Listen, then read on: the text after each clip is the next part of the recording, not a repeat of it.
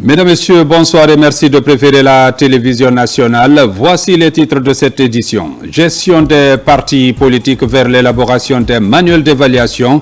L'accent sera mis sur la tenue normale des congrès, des assemblées générales et l'utilisation des finances.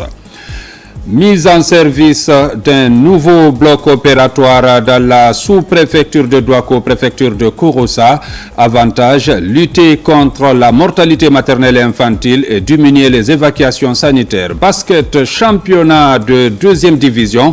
8 clubs étaient en compétition et 2 clubs accèdent à l'élite. Ce sont TSK Basket Club et Dab City Basketball. C'est tout pour les titres. Une fois encore, bonsoir et merci de la fidélité à la télévision nationale. Les partis politiques sont appelés à plus de rigueur dans leur organisation et leur gestion.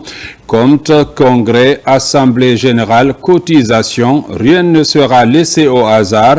Pour encadrer ce processus, le ministère de l'administration du territoire et de la décentralisation lance l'élaboration des manuels d'évaluation des partis politiques.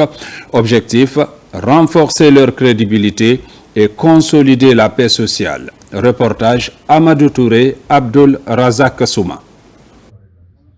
Pour assainir le paysage politique en Guinée conformément aux dispositions de la loi en la matière, le ministère de l'administration du territoire et de la décentralisation, à travers la Direction générale des affaires politiques, lance les travaux d'élaboration du manuel d'évaluation des partis politiques. Quand on a fait l'évaluation en 2024, le Haut Commissariat des droits de l'homme et toutes les institutions qui nous ont accompagnés ont apprécié la procédure d'évaluation des partis politiques et ont recommandé que pour des mesures de transparence, qu'il est important de centraliser toutes ces dispositions et toute la procédure administrative et technique dans un document et partager avec l'ensemble des partis politiques et les acteurs impliqués dans l'évaluation des partis politiques.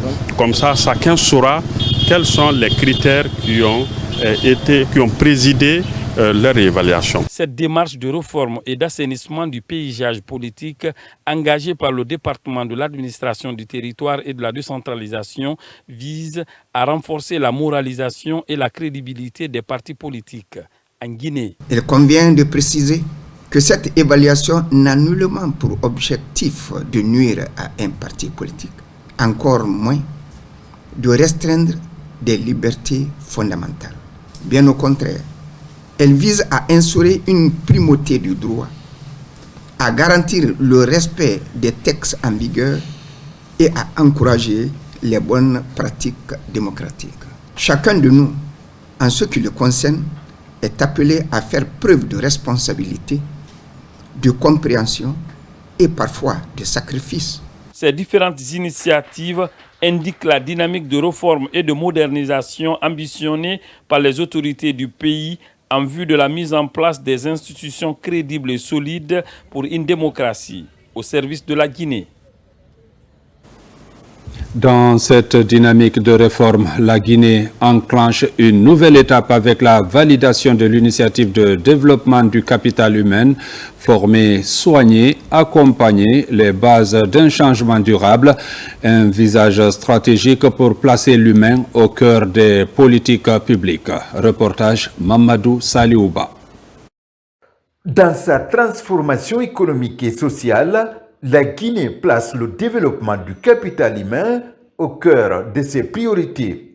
Ici, le ministère du Plan, de la coopération internationale et du développement, en collaboration avec les partenaires techniques et financiers, valide le document du projet de l'initiative de développement du capital humain. La véritable recherche de la Guinée ne réside pas seulement dans ses mines ou ses terres, mais dans la force, la créativité et la résilience de ses citoyens. Alors, le capital humain est le socle de tout développement durable et inclusif.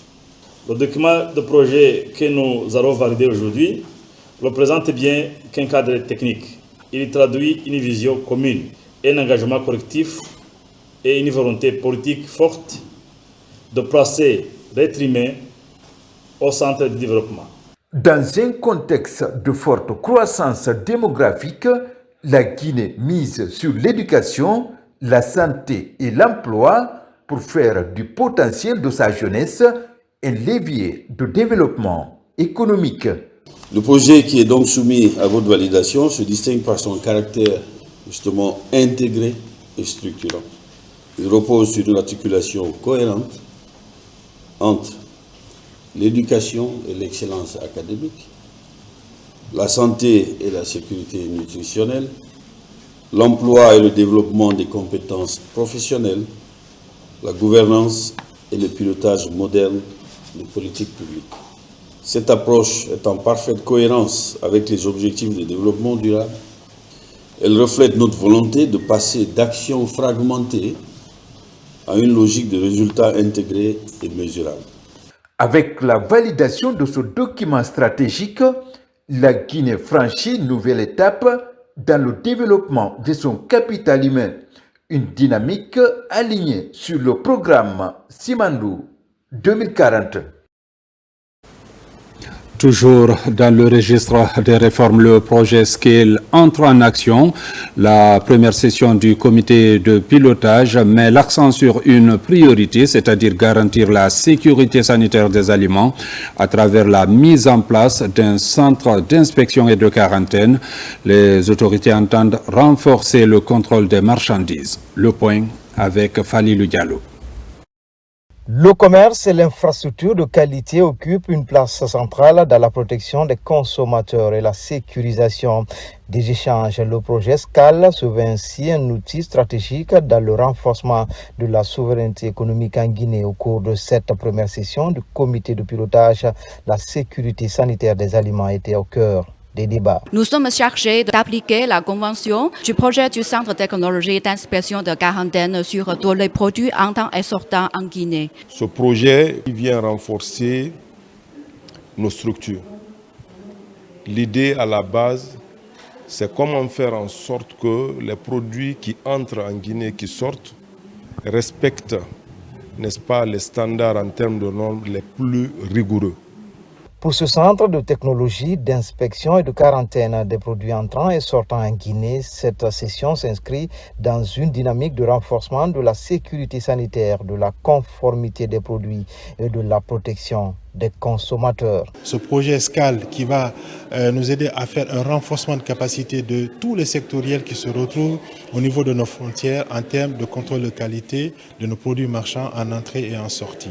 La présente session du comité de pilotage doit justement permettre cette mise en cohérence. Elle doit nous aider à aligner les interventions, à clarifier les responsabilités, à valider une méthode de travail et à fixer des priorités opérationnelles réalistes. Cette session marque également le lancement effectif du projet, dont l'ambition est de moderniser le système d'inspection et de mise en quarantaine des marchandises aux frontières.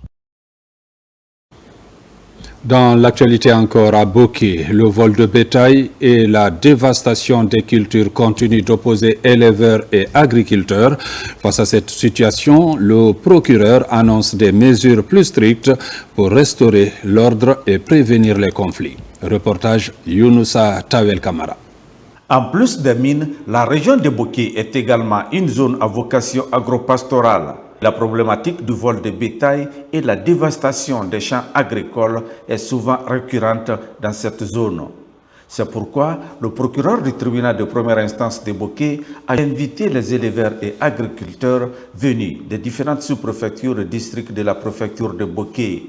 Nous avons pris des dispositions idoines pour minimiser les nombreux conflits qui assaillent le secteur à Boké. Désormais, il faudrait que la direction préfectorale de l'élevage et de l'agriculture accepte de délivrer des carnets d'identification du bétail aux différents présidents des 9 sous-préfectures de la ville de Boké. Il faudrait que les gens cessent d'abattre les animaux en brousse parce que chaque animal porte une marque. Si nous prenons désormais un animal en provenance d'une sous-préfecture dont la peau et la tête n'existent pas, les convoyeurs seront interpellés et ceux qui les ont mis en mission seront identifiés et interpellés également. Après avoir écouté attentivement le procureur du tribunal de première instance de Boké, les acteurs de ces deux couches socio-professionnelles ont décidé de travailler en synergie. Je suis très content de cette rencontre. Elle nous a permis de comprendre de nouvelles mesures afin d'éviter désormais le vol du bétail et la destruction des champs agricoles.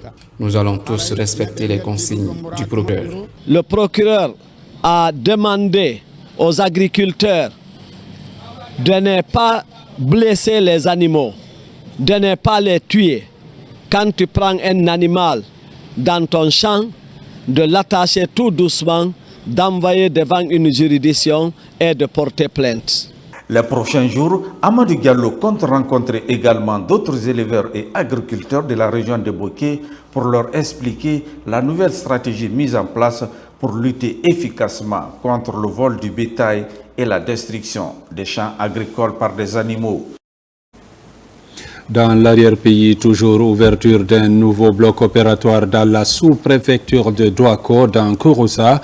Sa mise en service est l'un des reflets de l'attention, constate l'ONG Santé Intégrée en partenariat avec l'Alliance du vaccin pour promouvoir la santé communautaire. Avantage, assurer des prestations sur place afin de lutter contre la mortalité maternelle et infantile et diminuer les évacuations sanitaires vers des formations de référence. Reportage Djamokaba. Parmi les 14 communes rurales de Kouroussa, Douako, aujourd'hui un vent de renouveau au sein de cette localité agropastorale de plus de 41 000 habitants. L'inauguration de leur bloc opératoire moderne est la bonne nouvelle pour tourner la passe des évacuations sanitaires entre Kissidougou, Farana et Kouroussa Centre, un nouvel espace adapté en milieu rural pour accompagner la maternité du centre de santé. Cet ouvrage que nous remettons aujourd'hui comprend une salle d'opération moderne, une salle de préparation du chirurgien, une salle de réveil, une salle d'observation, une salle de lavage et de la stérilisation, des vestiaires pour le personnel, des espaces de préparation des patients. Pendant de nombreuses années, nos populations ont été confrontées à un accès limité aux soins chirurgicaux, les obligeant souvent à se déplacer sur de longues distances. Avec tous ces risques que cela comporte, aujourd'hui, grâce à ce bloc opératoire, Douako franchit un pas décisif vers l'amélioration des offres de soins. La promotion de la santé communautaire de proximité, voilà la motivation de l'ONG Santé Intégrée en collaboration avec l'Alliance du vaccin, Gavi, pour assurer convenablement des traitements d'urgence sur place. Les commodités mises en place améliorent déjà le confort des patients et le travail des professionnels de santé. C'est une zone malheureusement qui est enclavée. Donc réaliser une telle infrastructure aujourd'hui à Douako, c'est un outil de soulagement pour nous les autorités et aussi l'ensemble des populations. Nos mamans qui souffrent beaucoup à Douako, je pense que c'est un outil de soulagement pour tout le monde. Parmi les grandes annonces en termes de perspective, l'arrivée très éminente d'une ambulance médicalisée pour venir en aide aux 21 districts et 52 secteurs de la commune rurale de Douako. Le centre de santé de Douako a bénéficié d'une réhabilitation totale. Une ambulance sera mise à la disposition pour pouvoir assurer le transfert des malades derrière le fleuve Niger. Désormais, le centre de santé de Douako est mieux équipé pour réaliser des interventions chirurgicales essentielles. Le partenariat sanitaire solide entre la Guinée et ses institutions priorise surtout les femmes enceintes pour une chaîne d'intervention plus rapide et sécurisée dans le registre de la lutte contre la mortalité maternelle et infantile. Focus à présent sur le village de Ninagbe. C'est à Mamou, là-bas, l'enclavement complique tout. Se déplacer, se soigner, trouver de l'eau ou aller à l'école sont entre autres problèmes que rencontrent les populations. Une réalité difficile est retracée dans ce reportage grand format signé Mamadou Patebaldé.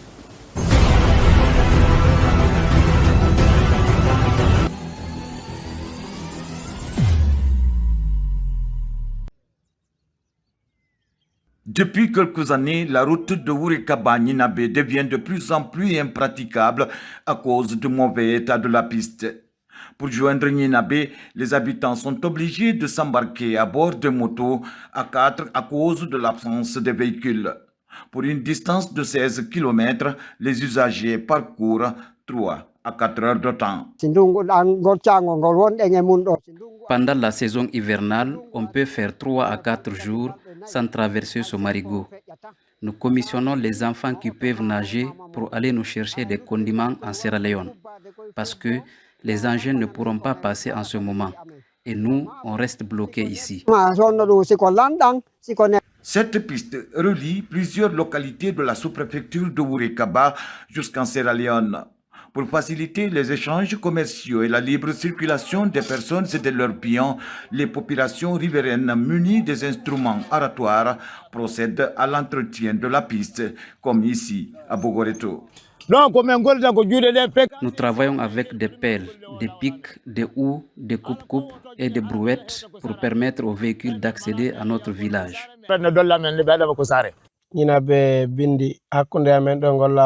Quand la saison des pluies arrive, nous sommes coupés des autres villages. On peut faire 3 à 4 jours sur cette montagne de Bogoreto.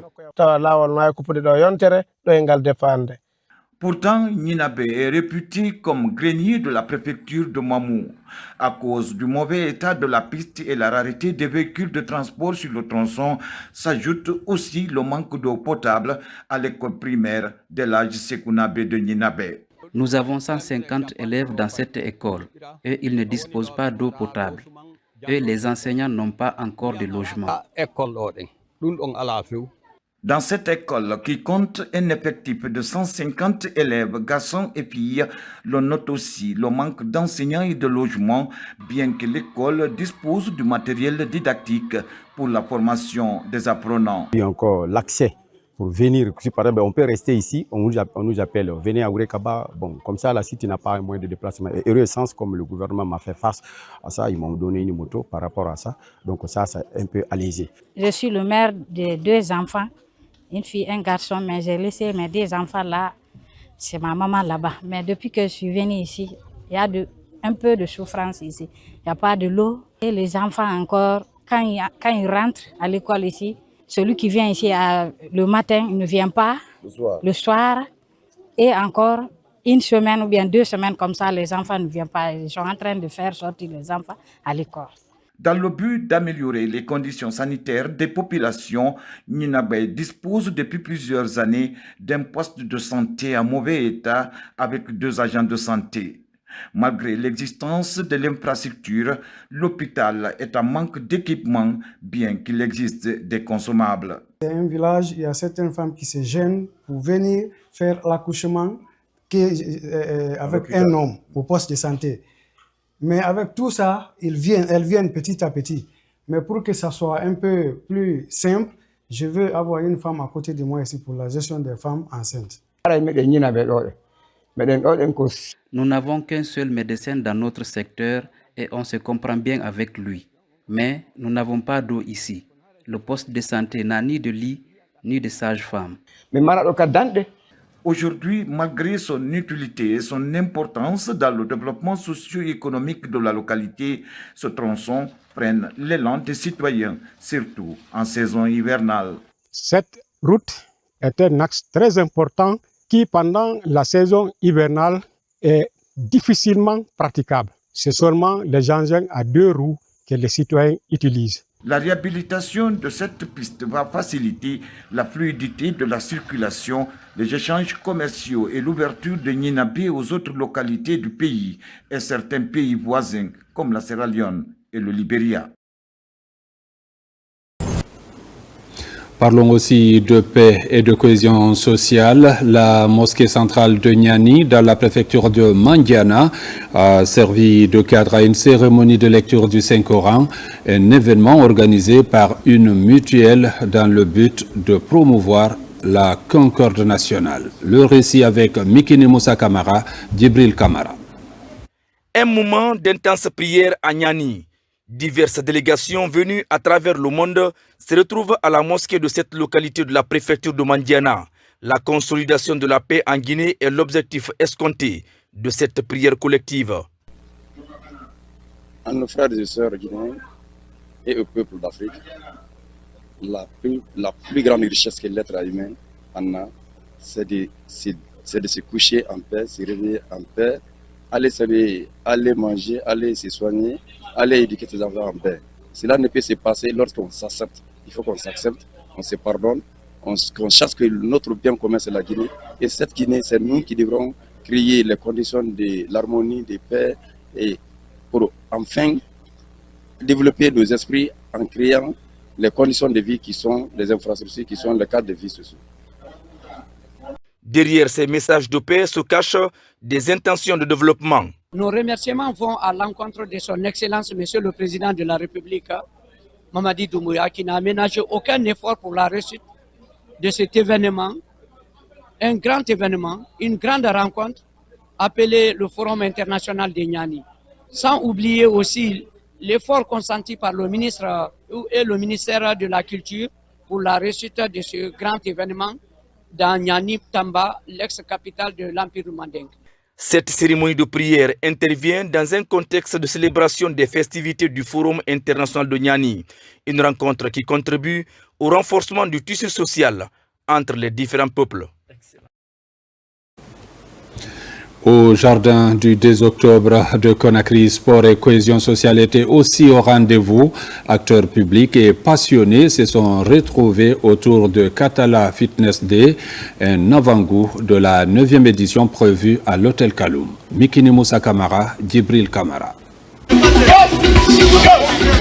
Célébrer les acteurs majeurs du développement guinéen, c'est l'objectif de cette journée sportive intitulée Katala Fitness Day, une conception de l'agence Mou & Mou qui accorde du prix au travail bien fait. Le Katala Fitness Day, c'est le pré-événement de la prestigieuse cérémonie de couronnement du Katala refondateur 2026. L'idée, c'est de rassembler les acteurs de cette édition pour le réseautage, échanger, communiquer, redonner l'énergie et donner vraiment le coup d'envoi de la cérémonie qui est prévue le 24 avril 2026 à l'Hôtel Kaloum. Cette journée de Katala est une journée, une 9e édition qui fait appel à l'ensemble des Guinéens pour venir communier autour du sport. Communier, c'est donner un élan de solidarité à travers le sport. Rechercher des segments de santé à travers le sport. Il sera question de valoriser l'image de notre patrimoine commun.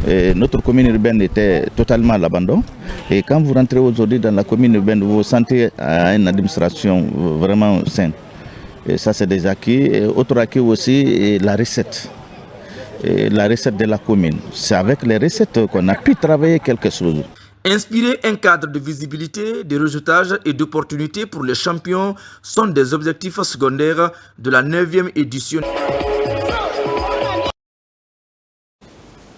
Sport encore avec le basketball guinéen qui gagne du terrain. À Dabola, la première édition du championnat de 2e division a tenu toutes ses promesses.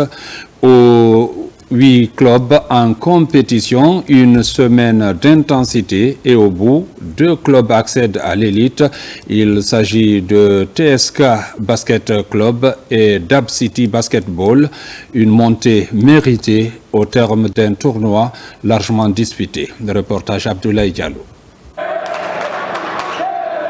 8 clubs des 5 ligues régionales sur les 8 ont rivalisé d'ardeur en marge de la première édition du championnat national de 2e division. TSK Basket Club et Dab City Basket Club de Dabola vont jouer dans l'élite. La finale a opposé les 2 équipes pour déterminer le champion des D2. TSK Basket Club se montre plus fort en s'imposant 62-53. Une victoire qui couronne la suprématie des Bleus dans le tournoi avec 5 succès en autant de rencontres jouées. Un sentiment de satisfaction.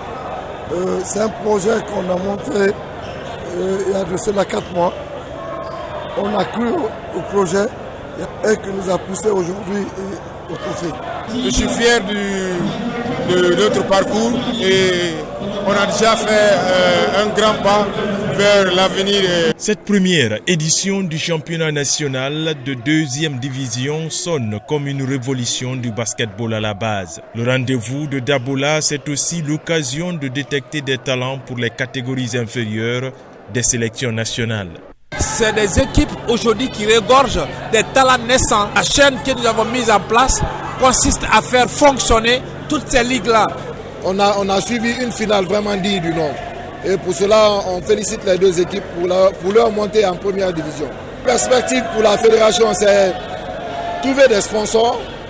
Et tout ce qu'on peut faire, c'est demander à l'État de nous accompagner pour qu'on réalise ces infrastructures en fait, dans toutes les ligues. Pour le match de classement, Galagny Basket Club dispose de Milo Basket Club de Cancan 66 à 50 et termine sur l'une des marches du podium. Dans l'élan de faire plaisir au public de Dabola et se rapprocher davantage des jeunes basketteurs, l'équipe du président de la fédération s'est frottée à celle de Cancan dans une ambiance conviviale. Mesdames, Messieurs, c'est la fin de cette édition. Merci à vous qui nous suivez du côté de Kéroane comme partout ailleurs dans le monde. Bonne suite de programme sur la télévision nationale.